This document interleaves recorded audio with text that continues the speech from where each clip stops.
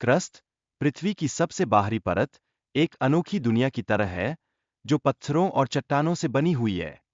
यह परत समुद्रों की गहराइयों से लेकर महाद्वीपों की ऊंचाइयों तक फैली हुई है, एक ऐसा स्थान जहां जीवन की शुरुआत होती है और जहां हमारे प्राकृतिक संसाधनों का भंडार छिपा है। अब, यदि हम गहराई में जाएं, तो हमें मिलता है मेंटल, जो पृथ्वी की दूसरी और सबसे बड़ी परत है। यह एक रहस्यमय संसार है, जहां तापमान भयंकर रूप से बढ़कर 4000 डिग्री सेल्सियस तक पहुंच सकता है।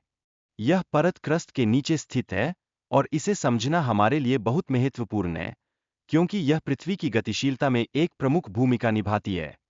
अब, मेंटल के ठीक ऊपर लिथोस्फीयर है, जो मेंटल और क्रस्ट के बीच की एक खास परत है। यह परत मैग्मा के प्रवाह को नियंत्रित करती है और ज्वालामुखीय गतिविधियों में एक महत्वपूर्ण भूमिका निभाती है। जब आप सोचते हैं कि ज्वालामुखी कैसे फटते हैं, तो लिथोस्फीयर का योगदान एक महत्वपूर्ण तत्व है। यदि हम पृथ्वी के अंदर की गहराइयों की ओर और बढ़े, तो हमें कोर मिलता है, जिसे दो भागों में बांटा गया है, आउटर कोर और इनर कोर। आउटर कोर तरल अवस्था में है, जबकि इनर कोर ठोस रूप में है। यह विभाजन पृथ्वी के भीतर की जटिलता को दर्शाता है, और इसका तापमान भी हमारे लिए एक रहस्य बना हुआ है।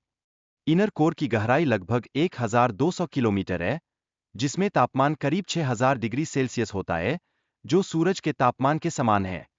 यह कल्पना करना भी कठिन है कि पृथ्वी के अंदर इतना गर्म और गहरा स्थान है, जहां जीवाश्म और धातुओं का एक अद्भुत संसार है।